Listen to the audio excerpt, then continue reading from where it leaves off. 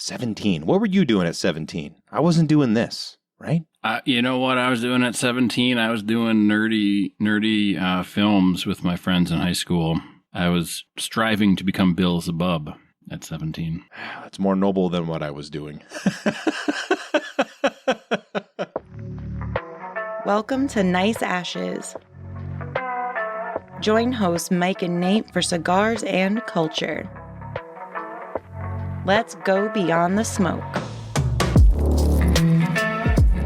What are we smoking today, Mike? Oh, it's a mouthful. We are smoking the Oliva Cain Straight Ligero Maduro Nicaragua Robusto. Yep. And I didn't even look at the screen. I looked at the label. Nice. I am that smart. So I looked it up. The Straight Ligero means that this is all Ligero leaf, which is from Nicaragua. Well, the leaf is from Nicaragua. It is a Maduro, and it is all Ligero, which is the top portion of the tobacco plant. Oh, okay. Yeah. I'm not going to tell you what it's supposed to taste like because I don't want to ruin the surprise. Sure. It tastes like Nicaragua, Mike. Yeah. Deliciousness. The cap tastes good so far. Boy, first few puffs is pretty smooth, Mike. Got some spice. Ooh, that's got some spice. The smoke is smooth. It's not a harsh. I mean, sometimes you smoke cigars and it's kind of harsh and like mouth puckering, but this one, it's very spicy, but it's a smooth spicy. Yeah, it's not harsh, but it is very spicy. Mine's very firm. Mine too. Mine too is very firm. Yeah, the cigar as well. Firm. The cigar as well.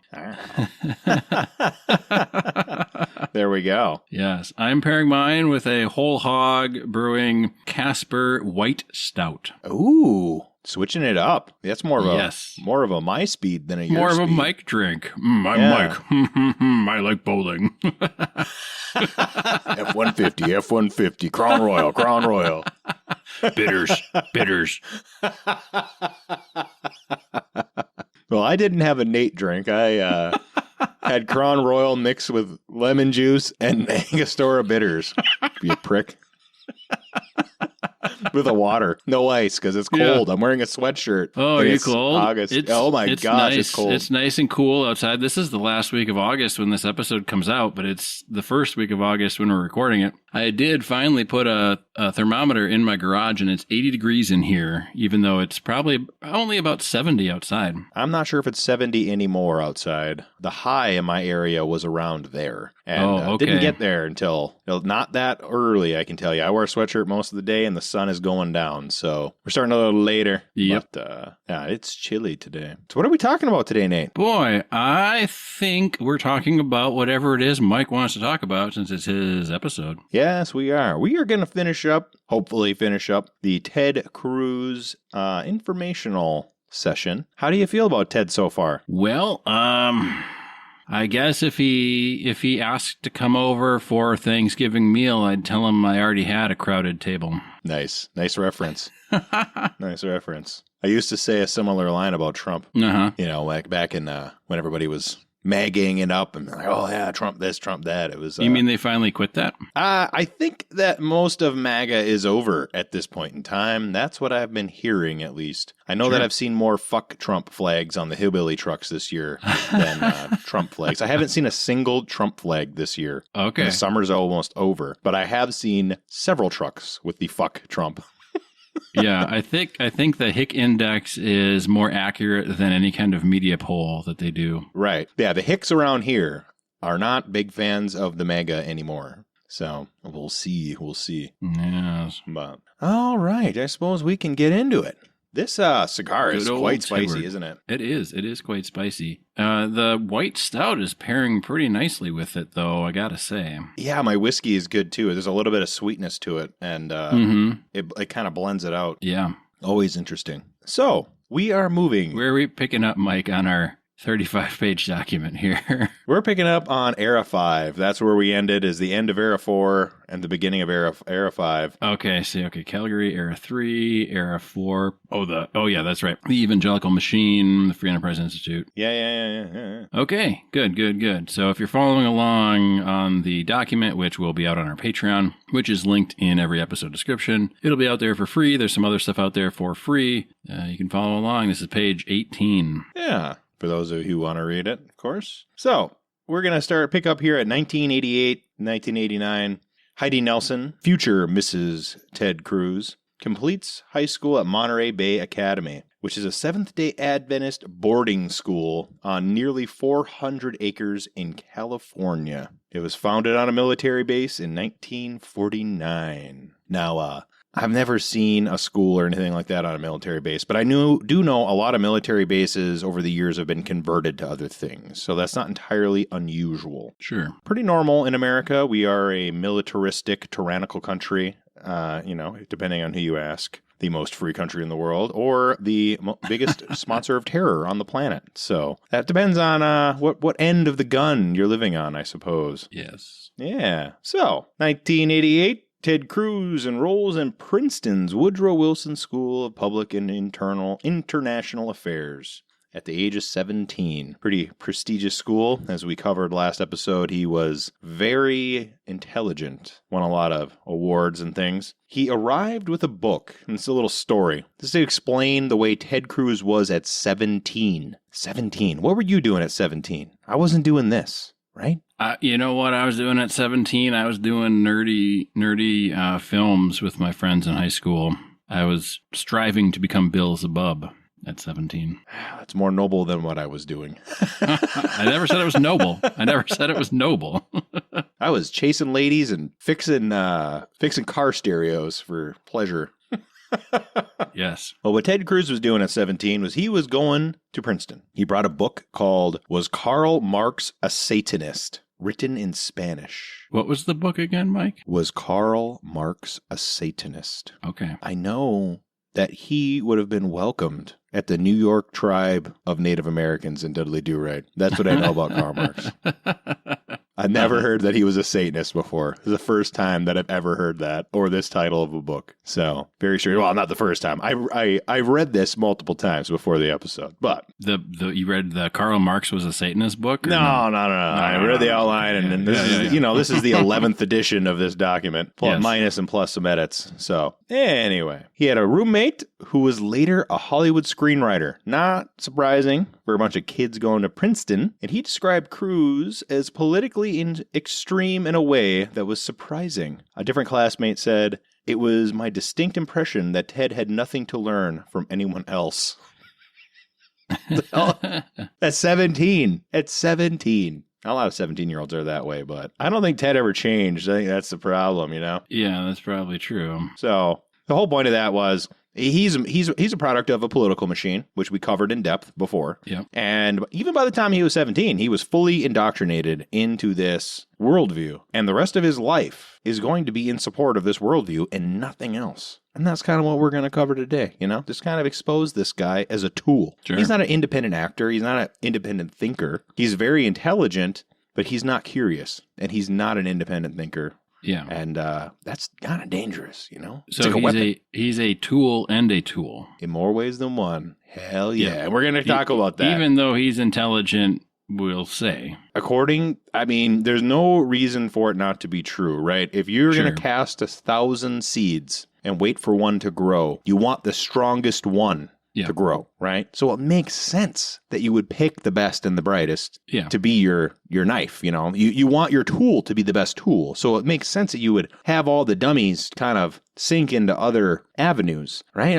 All these people that he went to school with and knew and blah, blah, blah. I'm sure they have similar backgrounds and they're doing other things. They're not senators, right? They're, I don't know, running a car dealership or running a church. Or, what I mean? They're or doing maybe something running in the a background. Fortune 500 company that's a person or something. Yeah, or running a Fortune 500 company. Exactly. Because it takes a certain kind of tool or implement to be a politician. It takes a certain kind of person to want to do that and to be good at doing it. Yeah. Right? Like you got to turn face immediately and you got to fall in line. Got to fall in line. No independent thinkers in politics. Name one. None recently. You could say, like Jefferson, Adams, Washington, maybe. Maybe. They agreed an awful lot with each other. And Hamilton certainly wasn't an independent thinker. He was a corrupt piece of shit. Yeah. Right? It's not like all the founding fathers were great. No, they weren't all one mind either. I mean, that's what we miss. No. They were not all one with history, mind. right? That's what we miss with history. Yeah, complicated. Franklin's been credibly accused of some pretty serious crimes, right? It's not like he was like a great guy. Outside of his intellectual capacity, he wasn't exactly a great guy. Sure. I wouldn't invite him over for Thanksgiving dinner either. So, you know what I mean? Like, yeah. I don't think so. Well, don't even get me started on Andrew Jackson. Holy cow. But you would almost have to, though, for the stories. But, you know. I mean, he's a crazy fuck. He was definitely a product of his time. We could almost do an episode just on Andrew Jackson. We definitely could because we definitely could. Sword fought people and all kind of. He married a whore and he killed a bunch of Native Americans and he fought a battle after the war was over and he's a crazy fuck, you know. Yeah. Wild man of his era for sure. Uh-huh. So back to Heidi and Ted Cruz here. Heidi Nelson enrolled at Claremont McKenna College in Claremont, California. Claremont's part of a college consortium. It's a highly selective liberal arts college with a strong economics program. She majored in economics and international relations. She becomes very active in the college Republicans and is eventually connected with a gentleman named Ed Haley. Okay. Now, during the 1992 presidential campaign, this is Heidi's second year in college. First and second year, right? Yeah. Or, second year. Should be. She joined in the fall of 90. So by 92 is her second year, sophomore. Her freshman and sophomore year. Yep. She conducted an intelligence gathering operation against Bill Clinton's re-election campaign. She got caught. She got caught. Okay. Go ahead. Go ahead, Nate. What were you saying? Like, what? She's doing intelligence gathering against Bill Clinton's re-election campaign while she's a sophomore? In college. Yes, a sophomore in college. Is she doing the old... we don't have good details, but we're going to get there. Oh, okay. We're going to get there. So she was asked to step back from the leadership of the college Republicans, which apparently she already was in leadership as a freshman or a sophomore. Sure. This precise nature of what she did has never been publicly reported. The important part to note. Well, mainstream reported. I mean, I'm sure somebody's reported it somewhere. Possibly. Not that we could find. Let's put it that way. Okay. Now, someone out there probably knows. And if Ted Cruz ever gets to be the actual presidential nominee, we're going to fucking find out because somebody will squeal on her. There's somebody in that club that knows that is no longer a Republican operative. Yep. That'll squeal. So we'll find out. We're going to nice ashes. We'll find out. Going investigative journalist. How did they know you were in the bushes, Mike? Damn it, my cigar was giving off too much smoke. Right. It'll be reported here first, people. Yeah. This will be like a drunken peasant's Milo Yiannopoulos moment. We'll be like Leslie Nielsen going. Yep. Leslie Nielsen hiding in the bush with a cigar and a glass of whiskey. Our microphone's going, and we're here hiding in the bushes. Oh no, they're looking at us. What should we do? No one is here. You can see nothing. Yeah. Maybe we should have filmed everything first and then put our voices over after. Too much work. Yeah. We'll fix it in post. Sorry. Okay. So this ties her in. Yeah. This ties her in with the culture that starts with Lee Atwater and Roger Stone, guys who are still around today. So there's a couple options here. She either arrived at school already radicalized and from already her trained. Seventh-day Adventist high school? Her private boarding school on a fucking military base, cult school. Yes. Yes. Either somebody at the cult school indoctrinated her, unbeknownst to her weirdo rich parents. Yeah. Right? Which is possible. We don't know. These are cult schools. We can find out. We could find out. Right? Or she was radicalized at college.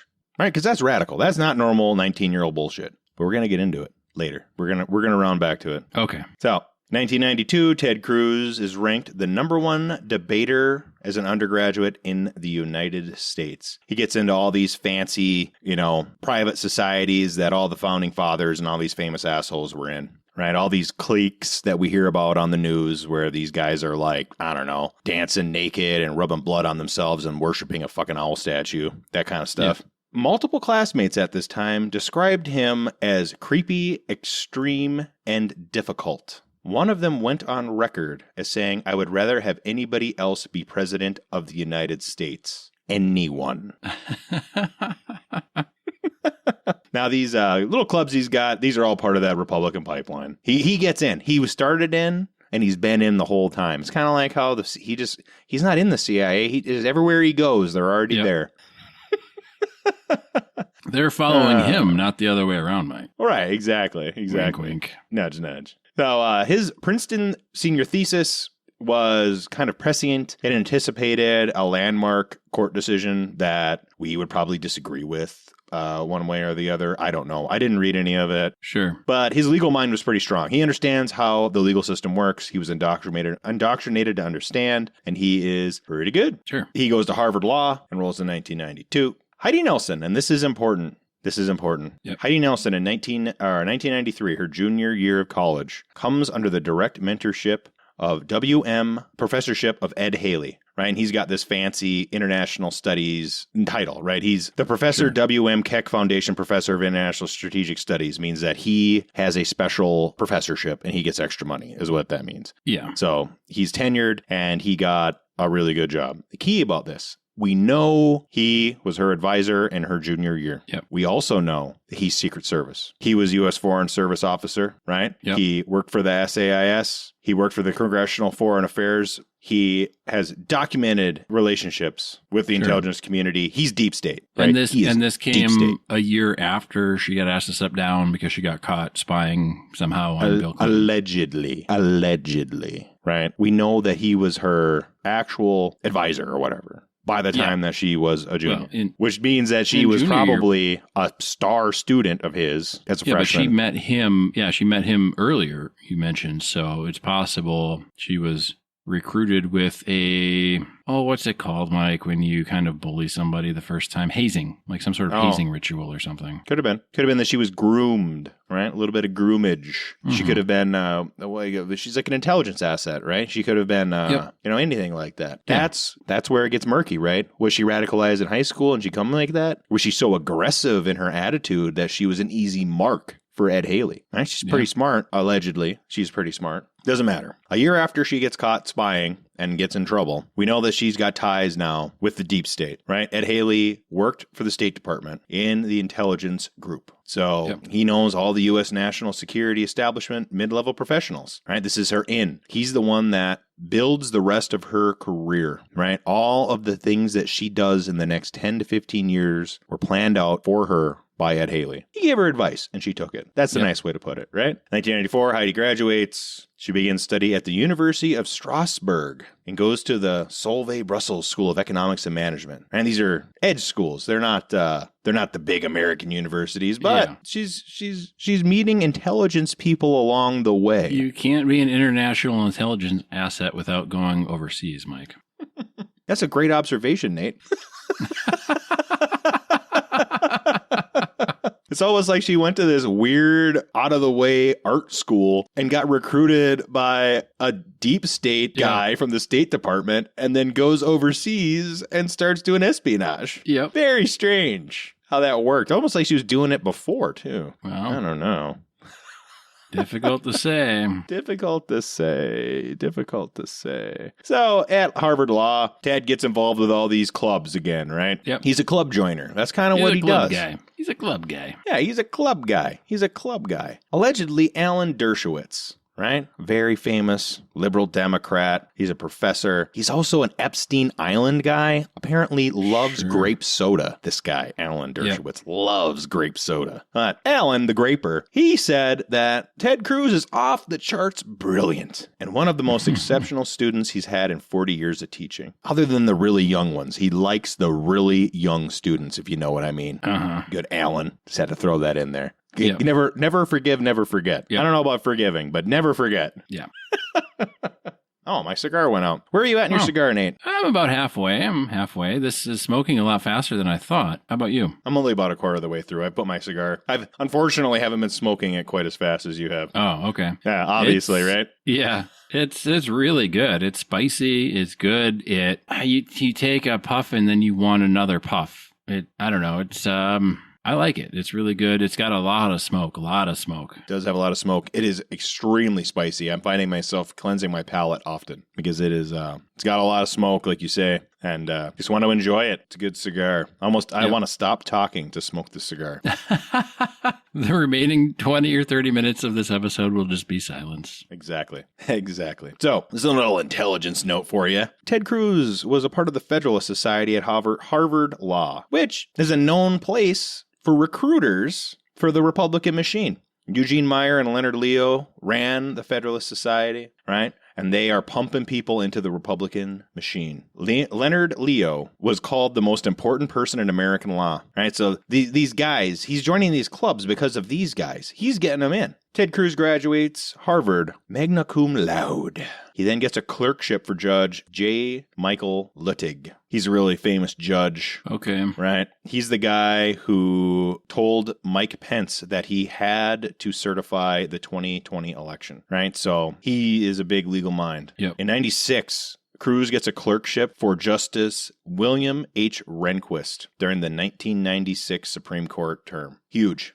Now, the important part about this, Ted Cruz took up tennis specifically because Rehnquist was an avid tennis player and he wanted to improve his odds to get a clerkship. Yep. And that's how he is. I mean, that's how you have to be. That's how all these politicians if you're climbing that ladder, whatever the person you're trying to get close to likes is your new favorite thing. Yep. Yeah, the boss doesn't like that. You don't like it. The boss does like it. You do like it. Yeah, it's very, any Wall Street movie you watch, it's very much like that. Mm-hmm. It's true. That's the way it goes, man. Yep. That is. So, Heidi Nelson studies at the University of Strasbourg, gets a Master of European Business from Brussels. She's accepted into Harvard Business School. But before she goes to Harvard Business School, she gets offered a job at Goldman Sachs and turns it down. Yep. Isn't that interesting? Now, before we get into this, as we've discussed before, JP Morgan in Latin America, tied in with Wall Street, tied in with the Treasury Department, tied in with the IMF, tied in with the World Bank, right? Tied in with all sorts of CIA shit. We've covered it many times on the show, multiple angles, multiple episodes. Yep. It's going to be important coming up. Important note. So Ted Cruz, he leaves the Rehnquist clerkship and he works at a law office in Washington, D.C. It is a boutique litigation firm that handles constitutional cases. Cruz developed a reputation in this practice for being very competent as a lawyer. Which shouldn't come as a surprise, since you mentioned earlier he had a mind for the legal system. Yeah, oh yeah. No, he's brilliant. He's brilliant at the legal system. He knows how to be a manipulator and a creep and a piece of shit. Very good at it. And play tennis. And can learn how to play tennis. And read Spanish, apparently. Not a big fan of Karl only Marx. when it relates to Karl Marx. So, Heidi goes to the Harvard Business School, gets her MBA in 2000. She meets Ted Cruz during the George Bush 2000 campaign. Right? That's how they meet. Yep. Isn't that interesting? They meet through the Bush campaign. It was a match made in heaven. They later get married. The end. The end. And nothing ever happened again. So, as we know, the 2000 election was never actually determined. It was decided by the Supreme Court without a vote total. Ted Cruz was on the legal team that represented Bush and got him the win for the presidency without a vote total. He even earned himself a nickname by President Bush. Oh, boy. They called him Theodore. Because he was so serious. Okay. That tells you how he is, right? He's like a machine. Yeah. Ted and Heidi get married on May 27th of the year 2001. They settle in Houston. Dun dun dun. Heidi already had a job in the Bush administration's national security infrastructure. Ted joins the Department of Justice. Why not? Yeah. 2000 to 2002. Heidi Cruz serves on the National Security Council as Director for Western Hemisphere Affairs. She has never worked a day in her fucking life. She just got out of school, and she is now on the National Security Council as a director. Yep. How'd that happen? She worked for Condoleezza Rice. Her portfolio was on Cuban policy, Latin American trade relations, and regional security issues. She's never been to any of those countries, nor did she spent study time in them. in Germany, and her portfolio is what? Cuba and Latin American trade relations. I don't.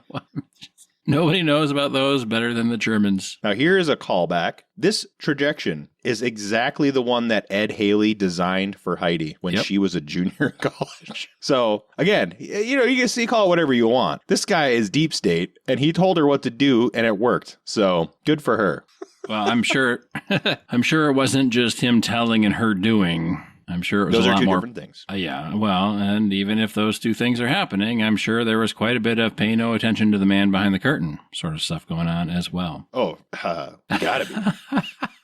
You gotta be. You're in college in 2000 and you're a director in the fucking National Security Service? You don't just get a directorship and you don't get a trajectory laid out for you by some deep state motherfucker without, scratching the back or something like that, right? Like, it's not for free. I want to know what kind of spying she was doing. Like, and was she good at it? I mean, outside of getting caught and busted in freshman, junior year or whatever, but. Right. Maybe she was really good at it. She just got a little too deep, She saw too much cheese pizza and grape soda. Well, here's my thought, and I don't know, because I've been learning about this right now with everybody else who's listening. But if you're trying to develop an asset and you want to be successful at it, you want them to fail early so that they don't do that again. Right. So, take that for what it's worth. Make them cautious forever. Yep. Right. Yeah, and as far as we know, she hasn't been caught since, right? As far as we're aware, she has not been caught since. That is correct. That is correct. So this trajectory is the kind that the Secret Service or the Hoover Network would deliberately produce. Right? That's the analysis. That's the analysis. We're not saying it happened, but the computer says that's the analysis. This is the sort of trajectory that would have been created by the Secret Service. Right? And in this position, she's got secret clearance, all this stuff, just like you do right out of college. Right? Yep. 2001, 2002, Cruz serves as the Associate Deputy Attorney General at the U.S. Department of Justice under John Ashcroft. Ted Cruz. Yep. He works in the Office of the Attorney General during the post 9/11 period when the Department of Justice is undergoing its most dramatic expansion of domestic surveillance and national security. Yep. Right? So he's one of the guys that were implementing the problems that we're now starting to fight against. It took 25 years for people to finally get pushed far enough. But this was started by this guy. He's one of the guys. 2003, Heidi Cruz moved from the National Security Council to a position in the Office of the U.S. Trade Representative, working on Western Hemisphere trade issues, including NAFTA and other free trade agreements. Her portfolio bridges the national security and economic dimensions of U.S.-Latin America relations. 2003, Greg Abbott appoints Ted Cruz as Solicitor General of Texas. This is the chief lawyer in the state. Cruz is 32. He held this job for 5 years. We're going to make a quick back note. Greg Abbott eventually becomes governor. He also happens to be a member of the same weird Republican church in Houston. No way. Weird. No way. Interesting. How about that? Coincidence, I'm sure. Gotta be. 2003, right? Heidi just got done with these big jobs in national security and such. She's got all these secret clearances. She joins Goldman Sachs' Houston office in the investment management division. She eventually becomes a managing director. She managed the investment portfolios for high net worth individuals. It says ultra high net worth, whatever that means. Working with investors in the energy industry in the Texas area. Interesting how all that works. So now we're back to the oil industry. Weird that. Mm-hmm. While the Solicitor General, Ted Cruz, was a professor at the University of Texas in their law school. In 2004, Ted Cruz argued a Supreme Court case that he won. It was the Ten Commandments case, if you remember that. I remember that. Okay, yeah. I believe it was some courthouse put up 10 Commandments, or they said that it was not okay because they didn't allow any other religious monuments at the courthouse, and then the Supreme Court upheld it for some reason. So, in 2005, this is 2005, Rafael Cruz, Ted Cruz's dad, becomes a U.S. citizen, 48 years after coming here illegally and being a draft dodger and starting foreign companies. He came on a student visa, so that's not coming here illegally, but staying he came on a student visa illegal. From Batista's regime that he lied about getting. Somehow. And he also didn't speak English, remember? Yeah, he also didn't speak English. So, of course, it took him 48 years, Yeah. So apparently he had been a legal permanent resident since the Cuban Adjustment Act. So he was not literally an illegal alien. I'm exaggerating. Yeah. I'm exaggerating, but lovely guy. Yeah, but still, he came here in 57 and wasn't technically legal until 66. He was legal for a while. He was legal for the first 4 years, and then he was illegal for like 5 years, and then he was legal again. Something like that. Yeah. In that nature. And he wasn't necessarily illegal, more as gray area. Yeah. 2004, their first daughter was born. 2006, their second daughter is born. When you say they, you mean Tedward and Heidi. Yeah, Tedward and Heidi have 2 female children. 2004, because we were just talking about 2006. Raphael the second or third. Oh, yeah. No. We're moving on. The pronoun game, we got to keep things clear for our listeners and for Nate. Yeah. 2005, he argued another Supreme Court case. So here's a little side note. This is important. Caroline Cruz, his youngest daughter, she is now 22. She hates her dad. Sure. She hates her dad, right? Yep. She publicly does not like Donald Trump. She's called him out multiple times in public. And in 2016, now this is a famous video. I remember watching it at the time. Yep. Ted Cruz was doing a campaign video, and she is shown physically recoiling and refusing to be touched by her father in any way in front of his supporters, telling him, ow, ow, ow, and trying to run away from him. She would have been... Sounds like a good guy. Yes, she would have been 10. Yeah. So at 10, she was like, I hate you. I hate you, Dad. Mm-hmm. As 10-year-olds do. Oh, As 10-year-olds do. Her clothing was also cropped in a Christmas photo that the family did without her knowledge. So this is how they are, right? They take a Christmas photo. It's not good enough, so they crop her clothes with something more conservative. Yeah, well, it doesn't look like it doesn't say here they cropped the clothes, which would be to make them shorter, but they photoshopped it to make her appear more conservative. Yes, they photoshopped it. I should not say cropped. They photoshopped her. That is accurate. Thank you. Sure. Yes. No. That is a good clarification. So yeah, because we just talked about her not wanting to be around him, and then like you're saying they cropped her clothing, and it's like, well, okay, they're just trying to put it out there for everybody to see. But what really happened was they photoshopped her to be more conservative. Yes, that is correct. And it's all about appearances. It's not about reality. Well, yeah. You know what's going on in a household of Epstein classers when the 10-year-old says ow when her dad touches her. Yep. We know, Ted. We know. So, 2008, Ted Cruz leaves the Texas Solicitor General office, gets a job with Morgan, Lewis, and Brocchius. He's a partner. Bokius, whatever the fuck it is. Some fancy law firm that only argues cases in front of the Supreme Court. This is a law office for super rich people, just like the first one he worked at. 2010, Ted Cruz announces his Senate campaign. He aligns himself with the Tea Party. Boy, it has gone away, hasn't it? It has. It really has. Labels himself flew too close to the sun, I think. Yeah, I think they flew too close to the sun as well. They were strangled by their own success. They didn't vet their candidates very well. They elected guys like Ted Cruz. So they started out pretty like common sense, and they quickly became anything but that. Dude, when they started getting the anti-trans people on, that's kind of one of the early kickoff points of that sort of shit. When they got that sort of stuff going, that turned people off real quick. Yeah. Because real conservatives, at least the ones that I have met, they want to be left alone. Yeah. They want to be left alone. That's their main concern. Don't bother me and I don't bother you. That's the deal. And when you start getting into people's personal shit, that turns a lot of conservative people off because they know what that means. Oh, yeah. Right? Because the eye, it's ever seeing and it's always turning, right? It's going to be on you eventually. Oh, yeah. And that goes back to that 7 pillars stuff. They want to control your family. They want to control the family of every family. Right? Like, that's not what I want. How about you? So Ted Cruz is tied in with the Heritage Foundation. The Senator Jim DeMint was one of his backers, and he became the president of the Heritage Foundation. Heritage Foundation is a very important think tank. Came up with Obamacare, that liberal health care plan that all the Republicans hate. That was created by the conservative think tank that they're also all on. Yeah, I mean, they're on way better insurance than that. They're on public health care. I mean, the politicians are, but I mean, all the conservatives that say, oh, that Obamacare, that's what you're on. Oh, yeah. Like there was a report that the same survey got 2 different answers from people. If they said Obamacare, it was a certain percentage. And if they said the Affordable Health Care Act, it was way fucking higher. Yeah. And it was the same people that were just too stupid to understand that they were the same thing. Shouldn't say stupid. They were so ill-informed. Yes. They were so ill-informed that they didn't know it was the same thing. Yes. So Ted Cruz, of course, wins in 2012. This is the sum total of the pipeline at work. He gets 57% of the vote in Texas, which we view Texas as this really Republican state, but 57% is not that much. Not really. Not really. That's a comfortable margin, but it's not as comfortable as you would think. Yeah. Because that's a lot of people who can swing, for sure.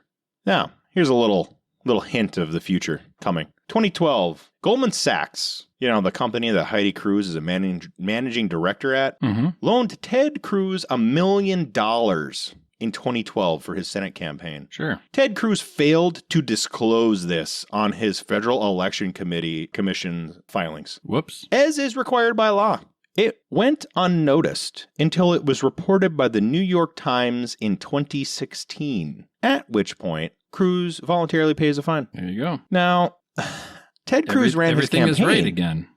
Yeah, Ted Cruz ran his campaign as a populist Tea Party advocate who was against Wall Street, whose wife was a managing director at a Wall Street firm who gave him an illegal $1 million loan that he did not report on his FEC filing. Isn't that interesting? Well, it's sad that what would you call it? The societal memory is so short. Right. It is sad. It's really not. I mean, we're only talking 4 years. I mean, there's people out there that still remember the Alamo and the Maine and these things. And we're talking 4 years and the guy ran on a populist or, anti-Wall Street thing and is getting funded by fucking Wall Street. And then he gets caught. Exact time. And then he gets caught and nobody's getting upset. Right. Where are the fires? Where are the lumber and blades getting erected? Hint, hint. We don't say blades. It's just sheet metal, Mike. It is. You can sharpen that real quick.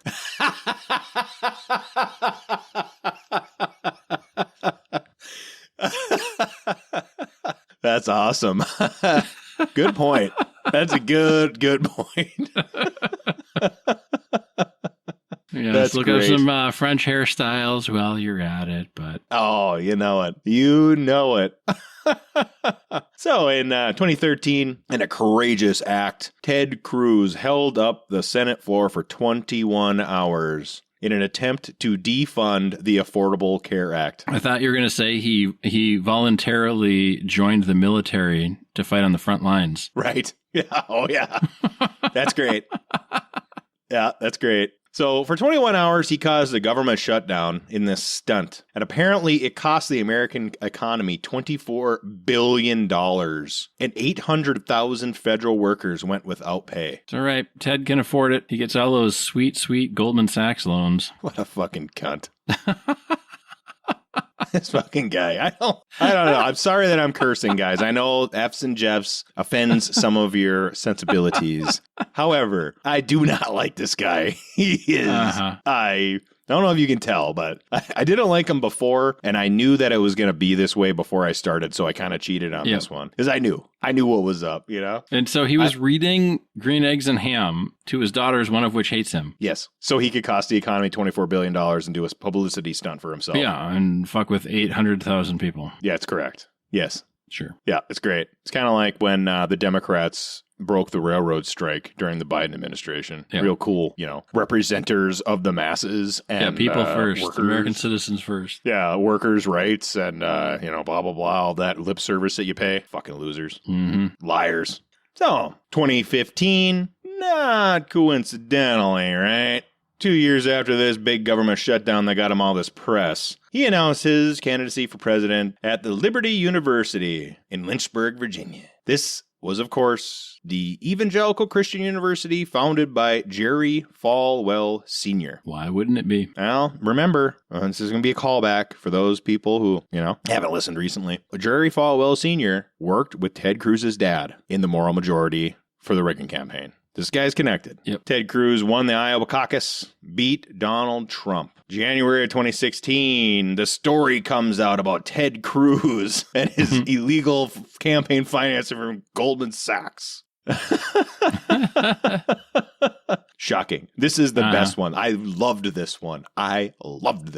So March and April 2016, and Nate will remember this. Yep. Donald Trump posts a social media post comparing Heidi Cruz's appearance unfavorably to his wife's. I believe he called her ugly, or some version of that. And then he amplified a story from the National Enquirer implying that Rafael Cruz, Ted Cruz's dad, assassinated President Kennedy. The National Enquirer is tabloid. That's not actual news. Right. And then he, put around the photo they had, of course. Yeah. Of course, right. the photo the National Enquirer cut had. it out of the National Enquirer to not get the Bat Boy picture in the same clipping. Exactly. I don't think anybody listening is too young to remember the National Enquirer, but we all know that's code language. It might still be out there for all I know, but it might be. Yeah, I remember going grocery shopping with my parents when I was a kid and seeing the picture of the Bat Boy on the cover of the National Enquirer, like, the Bat Boy looks like a bat, but is a boy or something, and it's like, okay. I remember a story in the National Enquirer about how Balloon Boy was framed. Sure. And Balloon Boy was the young guy that was stuffed in a balloon, allegedly, that floated off. But then it turned up that he was in his parents' house the whole time and that his dad orchestrated it. Yeah, Hot Air Balloon Boy or whatever. Hot Air Balloon Boy. Yeah. That guy. Yeah, it was a scam. Anyway, in the National Enquirer, no, they're the purest journalists out there. Right. Yeah, it's the heart of journalism in America today, really. Yeah, I mean, it really kind of is. Honestly, that is more true than I would like to admit. Well, and the stories from the National Enquirer now may very well be more true than that from CNN or MSNBC or any of those other places. I mean, the National Enquirer is just as true as the coverage of Joe Rogan by CNN during COVID, if we remember that. So, anyway, the National Enquirer had a photo that showed Rafael Cruz with Lee Harvey Oswald in New Orleans in 1963, which is actually believable.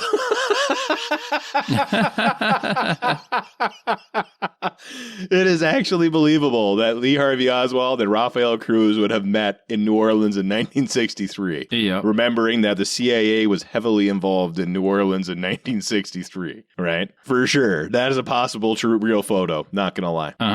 Anyway, Cruz called Donald Trump a sniveling coward and a pathological liar. Nothing like that to become best buds, right, Mike? Oh, it gets better. I kind of forgot this one. In July of 2016, Cruz delivers a speech at the Republican National Convention and did not endorse Donald Trump. He said, "Vote your conscience," and was booed on stage. I do remember that. I don't remember. I didn't remember that. I kind of did, but I didn't really. I'm not like a Ted Cruz enthusiast. I'm not a Ted Cruz enthusiast, but I remember the press about that. Oh, okay. Yeah. 2 months later, he endorsed him. Of course. Fall in line, motherfucker. Yep. You have to fall in line, right? Guy calls your wife ugly, says your dad was one of the assassins of the president, and then you don't endorse him, and then you still do. Vote your conscience, Ted. Vote your conscience. Yep. And it's like, I don't know. I don't think I could do that. I would not do that. You want to come after my family? That's a different level. Come after me. You know what? But you come after my family, it's a different level. I don't know what Heidi Cruz even looks like. I've never looked her up. It doesn't really matter to me. No. It does not matter to me. I don't know what his daughters look like. I kind of know what Ted Cruz looks like. I know. I can go a couple days without ever thinking about what Ted Cruz looks like. For a while, he was all over everything. But he's kind of in the background. He's in the background guy now. Well, yeah, he's went a little more background. They were like, Ted doesn't need too much spotlight anymore. So, 2017. Cruz votes yes for the Tax Cuts and Jobs Act of 2017. That helps the people, right? Oh, I know at least one listener got helped really well, as did I, by the tax cuts of the 2017 bill. Yeah, it's great. I just loved the fact that my career got ended in a fucking one fell swoop. It was wonderful. Thanks, Ted. The act dramatically reduced corporate tax rates permanently and provided significant benefits to the energy industry and the financial sectors, both of which his wife works with at Goldman Sachs. Mm-hmm. Yeah. Of course, Goldman Sachs and these oil industry, they kind of give everybody money, so I'm not pointing the finger just at Ted. Yep. He just happens to be directly in there because his wife is one of the insiders in that business. Yep. He doesn't need to work, that guy. I don't know. So Ted Cruz got his way. Famously, Trump got 3 Supreme Court nominees in his first term, right? Thanks, Ruth Bader Ginsburg. You're great. Everybody loves you for not quitting when you should have, right? It's a strategy. And your strategy was to make sure the Republicans had the majority in the Supreme Court. You're a bad Democrat, but everybody loves you. How did that work out? How does that work, Nate? How do people just not notice that? Man, if people aren't explicitly told what to think, they'll think whatever they're told to think, or something like that. I mean, listen to our episode with Bill Zabub. That's basically what he says all the modern Hollywood stuff is a bunch of hand-holding and telling you what to think. True enough. And it's true. And people if you don't do it think enough, for themselves. People don't make the effort anymore. Yeah, it's pathetic. It's pathetic. So, Ted Cruz, during the election, right, the 2020 election, tried to nullify the Biden victory, right? He was a supporter for objecting the Pennsylvania votes, throwing votes out to swing the election. Now, this would not be the first time that he did it because he was a pivotal part of the Bush v. Gore election cycle where they threw votes out so the Republican could win. So he tried this strategy twice, and I asked the computer a question directly, and that's what this is. So according to AI, no winner can be confirmed in hindsight, as the decision in 2000 halted the Florida recount before the ballots were examined. Sure. Right? The election was awarded to Bush despite Al Gore winning the popular vote without Florida. Right? Yep. That's wild. That's wild. That's wild. Our electoral college versus popular vote thing is a ginormous pain in the ass for representative government. It is.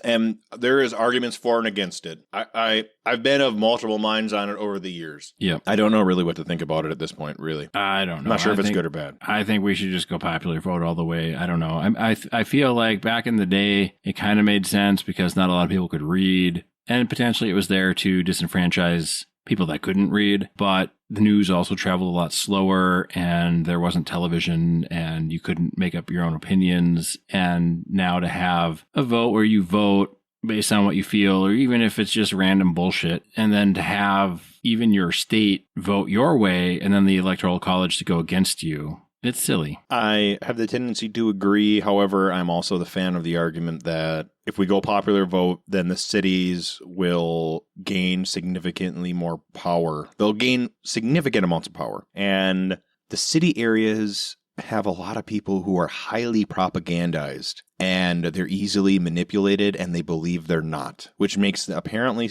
statistically makes you more capable of being manipulated. The more you're convinced you can't be manipulated, the more easy it is to manipulate you. Yeah. Because you can't see the lie for some reason. Yeah. I don't know how that works, but apparently it's true. And we know there's a lot of people in the metro areas that are there are propagandized. Like there are, but crazy thinking. It's not like you couldn't weight it. You couldn't. You could do some kind of weighted. That's not fair though either, right? Because everybody's a citizen. And the thing is that these people, they're like, oh yeah, let's just put wolves in with all the fucking cattle. That's great. You know what I mean? Like they just don't. Their thinking is they don't take the whole picture into view. No, I'm just saying the electoral college thing. I don't know anybody. Regardless of what side they're on, I don't know anybody that's super thrilled about the thing. And we haven't really had any kind of major governmental breakthroughs since, 1776 or whatever. So it's 2026. We can come up with something that makes sense and is fair. Right. I don't know what it is. I'm just saying, like, there's got to be a way. There's got to be a way. I don't think it's the most important issue,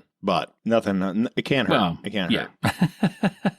It can't hurt. The most important issue will likely not fall with one big thing, but several small things. So right. It won't be televised, that's for sure. Yes. So, 2021, another famous event. I remember this one.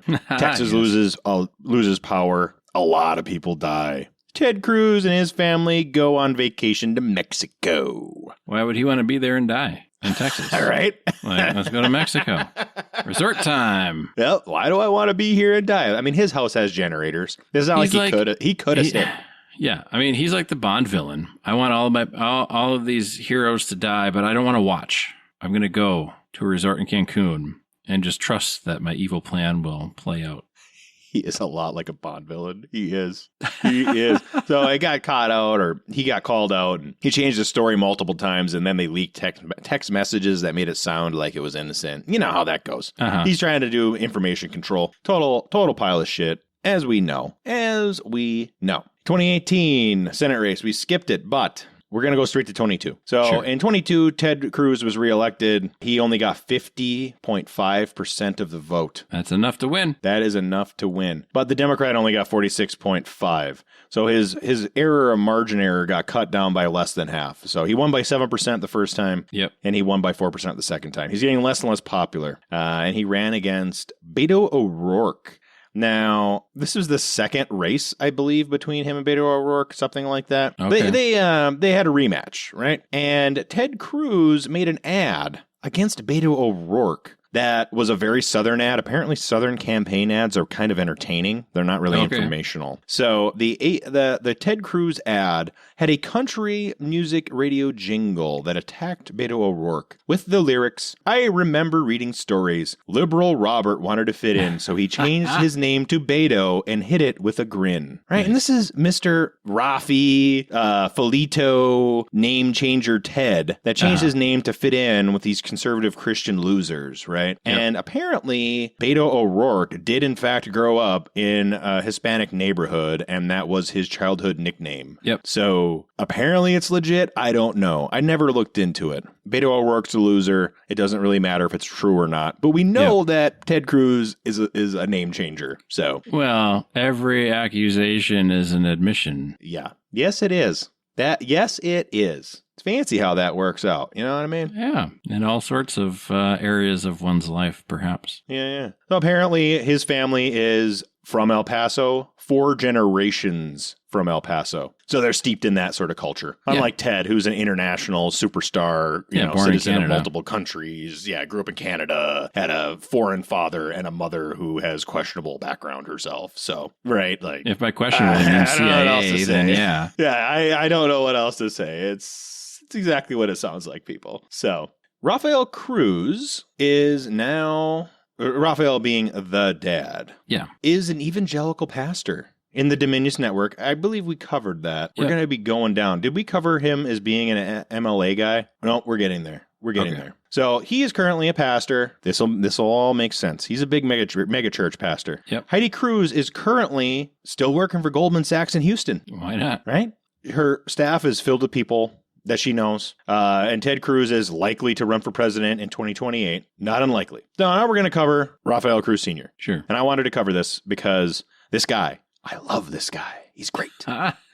So from 93 to 2009, Rafael Cruz was employed as a top salesman for Manatech Incorporated. Sure. And Manatech Incorporated is a multi-level marketing company, which we covered on the show in a previous episode. We did. And they sold dietary supplements and personal care products. They always do. He was one of the founding salesmen. It was incorporated in 93, and he was a salesman in 93. Yep. Right? It's publicly traded on NASDAQ. This is a publicly traded multi-level marketing company. That's crazy. It had ties with Ben Carson, right? Ben Carson being a Republican presidential candidate and the director of HUD, I believe, in the first Trump administration. Okay. He was the black surgeon that was like a weird religious guy that ran for president in 2020. Good times. So Manatech was sued by the Attorney General of Texas in 2007, and that being Greg Abbott. So Greg Abbott and Ted Cruz are political allies, but he still had to do his job, which tells me that Manatech was doing something so obviously wrong, they had to be sued. In 2007, they were charged with orchestrating an unlawful marketing scheme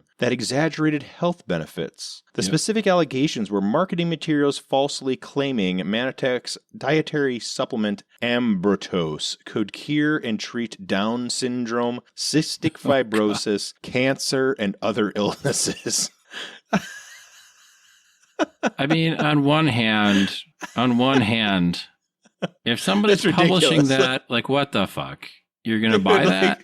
But also, like, come on.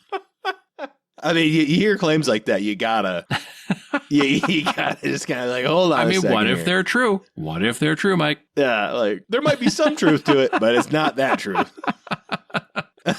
Boy, this snake oil sure does cure my maladies. So, the company agreed to a $7 million settlement, $4 million worth of restitution. The rest went to the state. And they had an injunction against the company. Manitec received an FDA warning letter for illegally marketing supplements as medicinal agents. Sure. And apparently they sold adulterated and misbranded products. Why wouldn't they? I know. Rafael Cruz left Manitec the same year that the settlement was reached. Of course he did. Of course he did. Get your payout and dip. So that's Rafael Cruz, he's a great guy. So at present, Rafael Cruz is a pastor. He became an ordained pastor in 2004. He converted from Catholicism to evangelical Protestantism in the 70s. He was a terrible Catholic. He was divorced twice, wasn't he? Like, you don't get divorced twice. That's crazy talk. Yeah. That's not what happens. That's not how life works. Of course, Not he for did Catholics. separate and stay married, but... it's not what you're supposed to do. You're supposed to reconcile and forgive each other and all these fancy things that good Catholics do. Yes. Right? And apparently his wife was evangelical right away because Ted Cruz never went to a Catholic church. He went to an evangelical church. Yep. It's crazy. It's pretty wild. Rafael Cruz has claimed the people at the Bible study had a peace that I could not understand. This peace in the midst of trouble. I knew I needed to find that peace by finding Jesus Christ. Okay. I mean, more power to him, I guess. I love it. So the Dominionist Church, as we covered, I'm going to say it again. They believe in the 7 cultural mountains or spheres: government, education, media, arts and entertainment, religion, family, and business. That means they want to control your government, your education, your media, your arts and entertainment, your religion, your family, and your business. Yep. That's what that means. They don't want to control theirs. They already do control theirs. Yep. They want to control yours. It's a threat by this guy, this weird guy that keeps on getting divorced and works for the CIA, allegedly. Yep. Maybe. Appears to be. Well, he denies Who we it, know but is we a know. serial liar and a manipulator and a thief. But at least his supplements can cure cancer and Down syndrome. Right.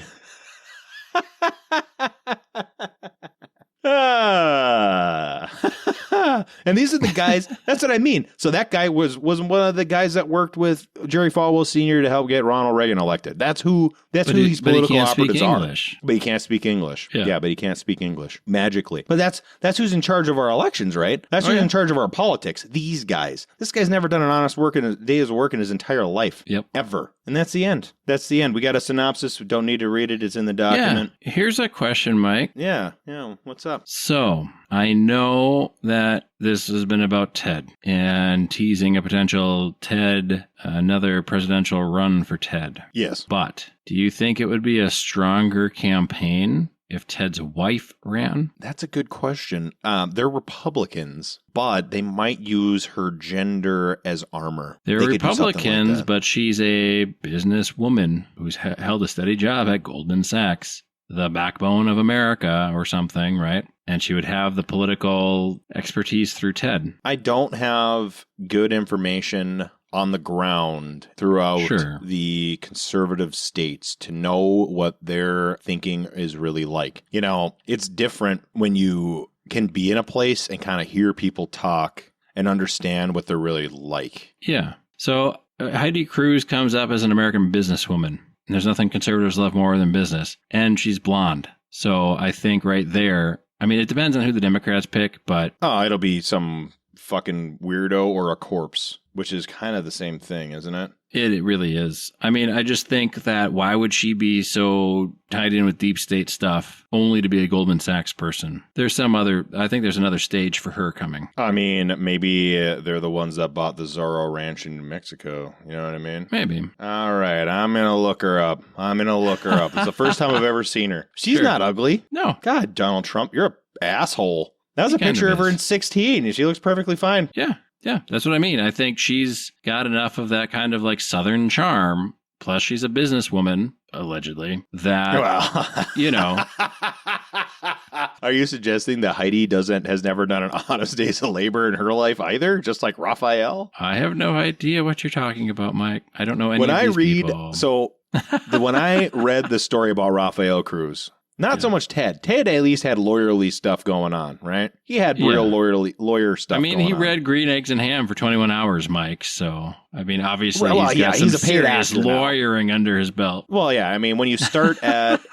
When your first job, or your first two jobs are working for like these super duper judge guys, like you have a pretty good leg up, but at least he seemed to have done work. But when I read like Raphael Cruz's story, I got really strong Hunter Biden vibes. Yep. Like you're an oil executive and you're a crackhead that lives in New Jersey who's driving a stolen car. Like that kind of like, you know what I mean? Like this story doesn't make sense. So you're telling me that you had an illegal firearm and your dead brother's wife was sucking your dick in a hotel and you were doing coke and then she got paranoid and threw it in a garbage can and that's how you lost it. Yep. That's the story? By the way, that's the real story. Yeah. The real story is that Biden Hunter was fucking his dead brother's wife in a hotel and they were doing coke. She got paranoid and threw his illegal gun away. That's what he said happened.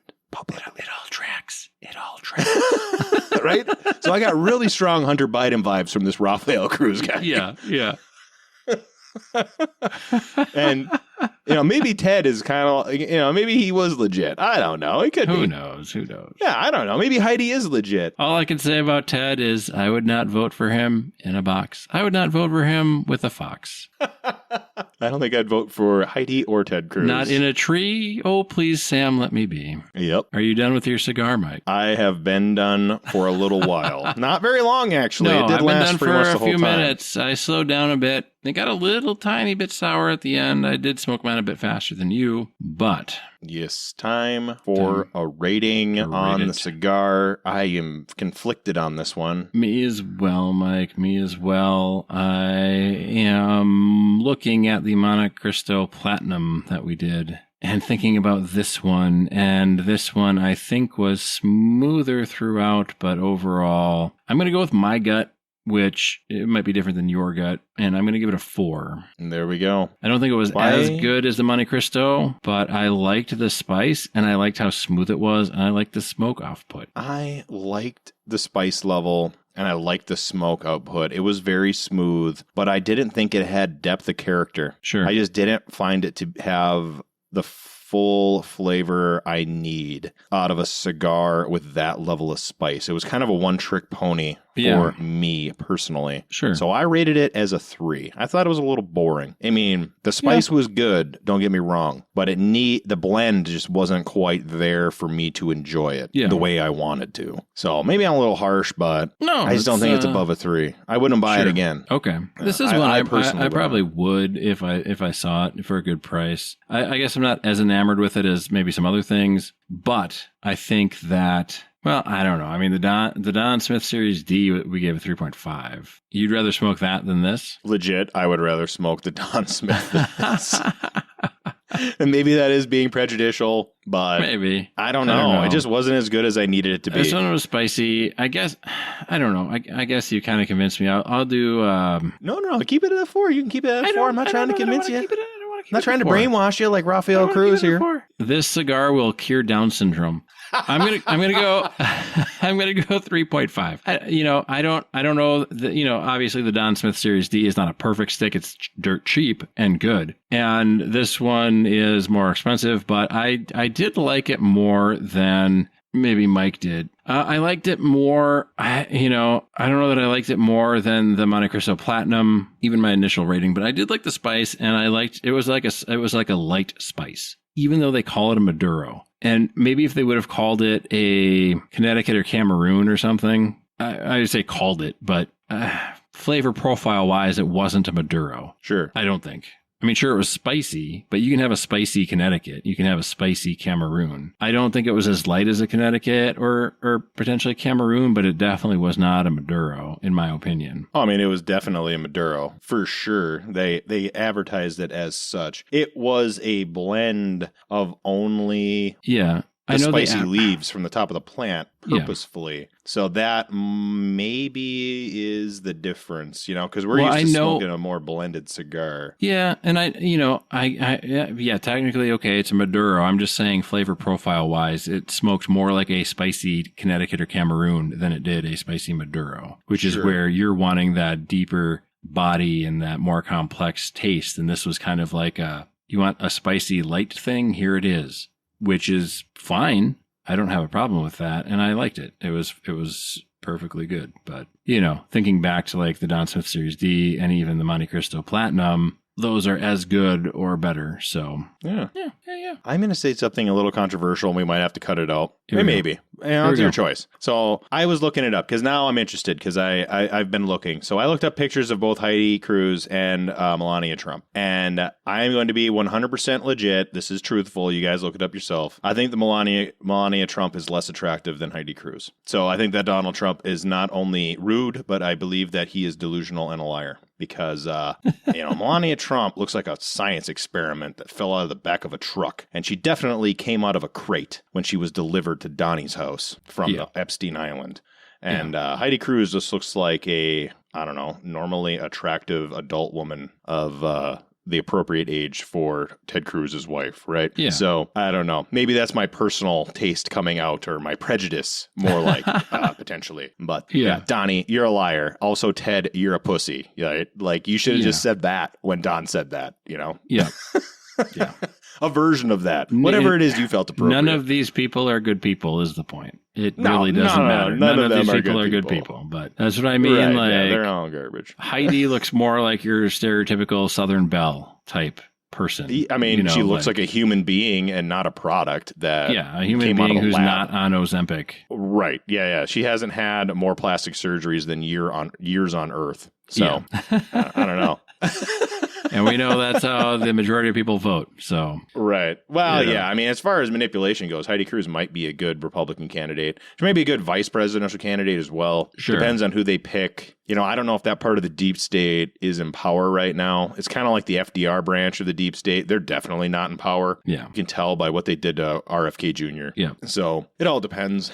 The internal wars of our ruling elite determines a lot of these policies. And if you're politically aware, you can kind of pay attention to them fighting with each other. That's what a lot of this crap is. Yeah. It has nothing to do with us. And then they brainwash people who, I don't know how they're not aware that this shit's going on, but they're not aware that this sort of stuff is going on. So that's how they are. They're worried about other things. So I'm not trying to judge them necessarily, but if you're going to vote, you should at least be, I don't know, somewhat educated about how the government works. I don't know that that's necessary. Mike, I think you should vote your conscience. Right.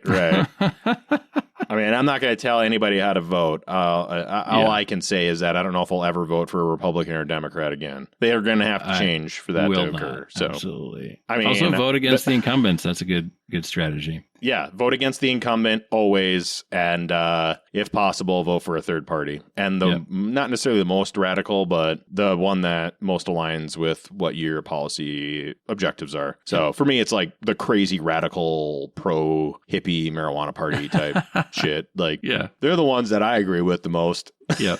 The Pink Floyd party. Yeah, exactly. Like, I want the music festival party. Yes. Yeah, like, let's go out into the forest and find the fairies, that party. So, anyway, the cigar was good. Like I say, I wouldn't smoke it again. We're going to try the nub version of this next. Yes. So, I'm excited for that one only because the nub factor changes things. It really does. So, maybe in the nub form factor, it will be more to my liking. Only time will tell. Otherwise, check out the document on our Patreon. We've got some other cool things over there. And we got a bunch of pictures on our Instagram of all the cigars that we've smoked. And Thanks for listening. We'll catch you next week. Be safe, have fun.